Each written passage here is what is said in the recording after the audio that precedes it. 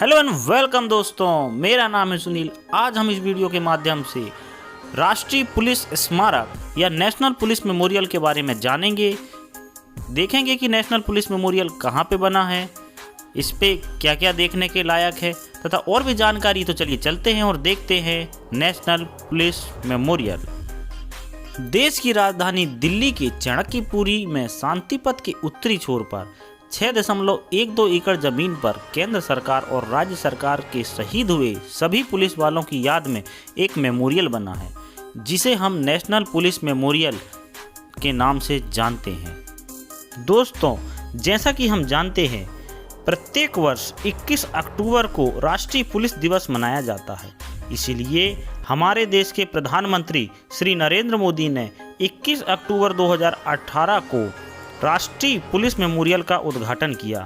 इस मेमोरियल को मुख्यतः 2 हिस्सों में बांटा गया है, पहला आउटर तथा दूसरा इनर। इनर हिस्से में आपको यहाँ पे म्यूजियम देखने को मिलेगा तथा आउटर हिस्से में यहाँ पे आप 30 फीट ऊंचा ग्रेनाइट का एक खंबा मिलेगा, जिसे आप एनपीएम के सिंबल के रूप में देख सकते हैं। यहीं पर सभी शहीद पुलिस वालों की मुख्य तौर पर आकर श्रद्धांजलि दी जाती है। इस खंबे का वजन 238 टन है।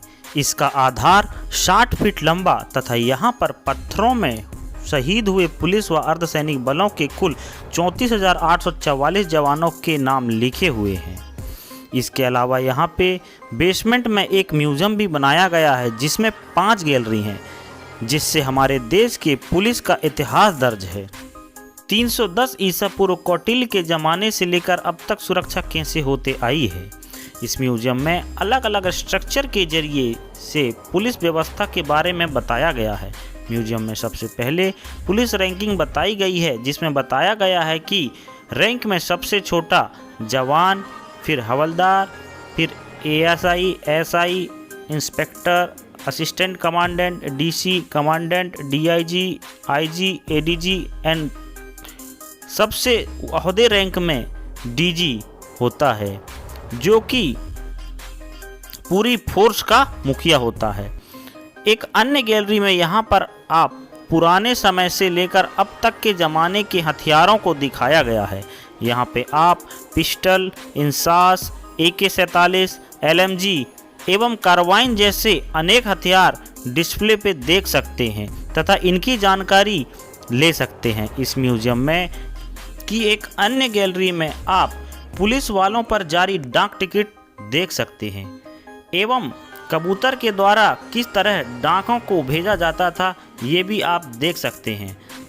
इसी तरह एक अन्य गैलरी में आप सभी स्टेट एवं यूनियन टेरिटरी की पुलिस व्यवस्था एवं उसके बारे में जानकारी ले सकते हैं। साथ ही साथ हमारे देश की पैरामिलिट्री जैसे CISF, BSF, SSB, CRPF, ITBP, Assam rifle के बारे में यहाँ पे जानकारी ले सकते हैं तथा उनके ड्रेस या उनके सिस्टम को बहुत ही अच्छे से देख सकते हैं।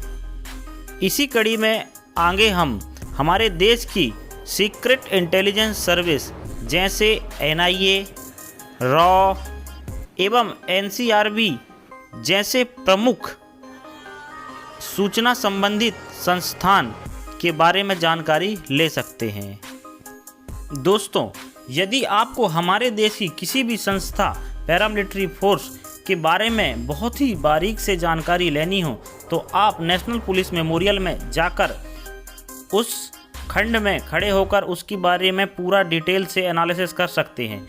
मान लो यदि आपको CISF के बारे में जानना है, तो आप CISF के सेक्शन में जाके उसकी हिस्ट्री, इतिहास और अभी तक उसकी क्या परफॉर्मेंस है, कहाँ कहाँ पे ये ड्यूटी करती है, ये सब आप बहुत ही आसानी से और बहुत अच्छे से समझ सकते हैं।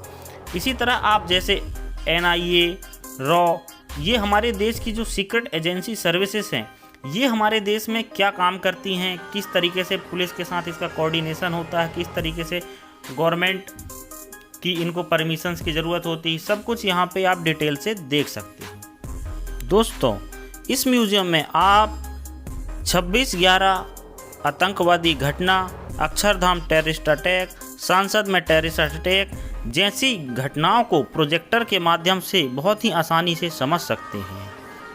एक अन्य गैलरी में आप मुख्य पुस्तकें जो कि पुलिस विभाग से संबंध रखती हैं तथा पुलिस विभाग में किस तरीके के मेजर डेवलपमेंट हुए हैं इसकी व्याख्या करती है।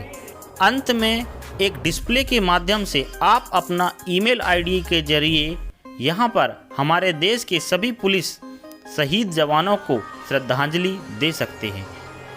तो दोस्तों, ये था आज का हमारा वीडियो। अगर वीडियो पसंद आया हो तो हमारे चैनल सुनील लोधी ब्लॉग्स को लाइक कीजिए, सब्सक्राइब कीजिए एंड कमेंट कीजिए, और यदि कोई सजेशन है तो भी दीजिए। और अंत में आप लोगों को बोलना चाहूँगा, जय हिंद, भारत माता की जय।